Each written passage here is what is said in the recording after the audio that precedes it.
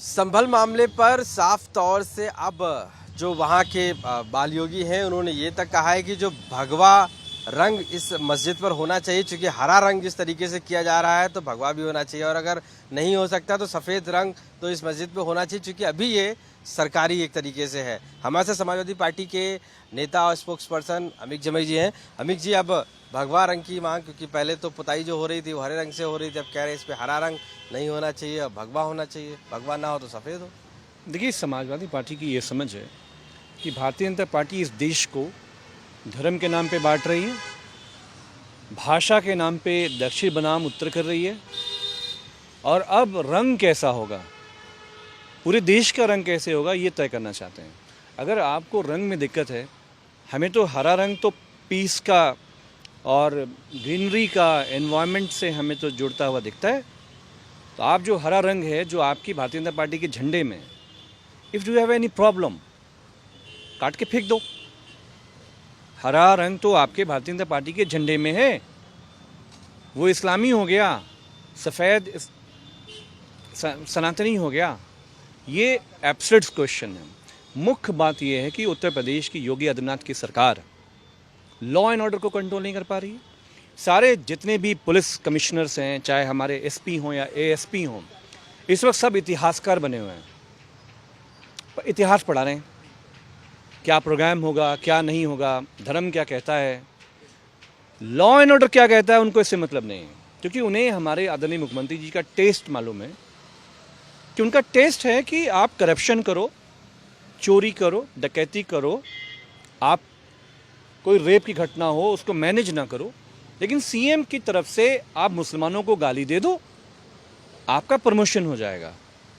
आखिर जो महिलाओं की जो लाइन थी 1090, राजस्थान का पुलिस का फोर्स आके बैठा हुआ है यहाँ पे, वो सीखना चाहता है उत्तर प्रदेश से कि माननीय अखिलेश यादव जी ने कैसे महिलाओं की सुरक्षा के लिए 1090 की बुनियादें रखी। ये मुख्य विषय है। लेकिन हरे रंग से प्रॉब्लम है, तो वो भी कह रहे हैं कि अब मस्जिद पे भगवा होना चाहिए, जब हरा रंग हो रहा है तो भगवा भी। ये मस्जिद की जो कमेटियां हैं ये वो तय करेंगे। कल आप गुरुद्वारे में घुसोगे कि गुरुद्वारे का रंग ऐसा होना चाहिए, कल आप क्रिश्चियंस में चर्च हैं उनके यहाँ जाओगे कि ये सफ़ेद रंग क्यों है, क्या सफ़ेद रंग इस्लामी है? गुरुद्वारे रंग तो सफ़ेद रंग से रंगे जाते हैं, वो इस्लामी रंग है। सारे रंग, ये जो भाजपाई लोग हैं ये एक रंग में हमारे देश को रंगना चाहते हैं। हमारा देश एक रंगी नहीं है।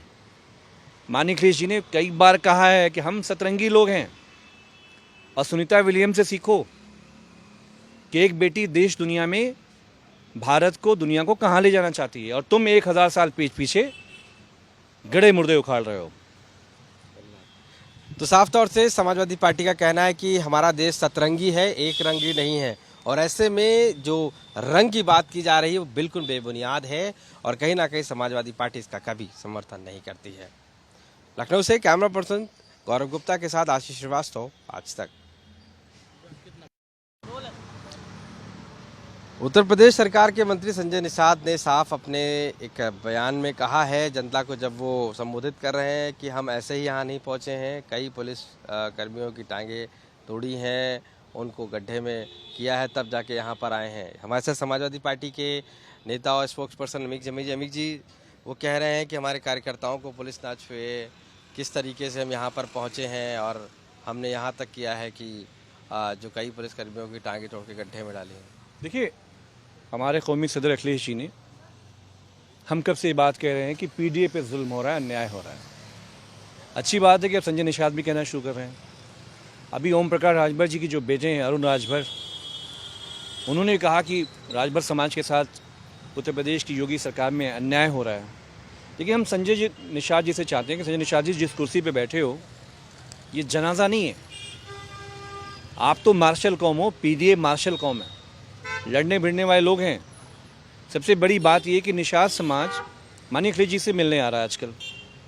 वो कह रहे हैं कि संजय निषाद जी ने हमें ले जाके वादा करवा दिया था गृह मंत्री अमित शाह जी से कि निषाद समाज का आरक्षण होगा। वो वादा क्या हुआ? संजय निषाद जी, आप मंत्री बन के भी निषाद समाज के हक सम्मान की लड़ाई नहीं लड़ पाए।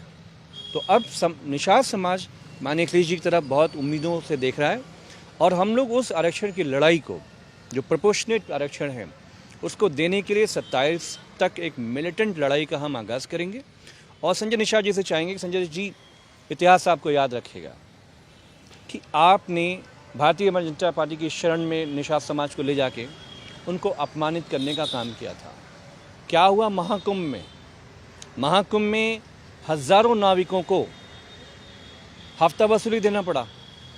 कौन था वो माफिया जिसका नाम ले रहे थे आदरणीय मुख्यमंत्री जी विधानसभा के अंदर?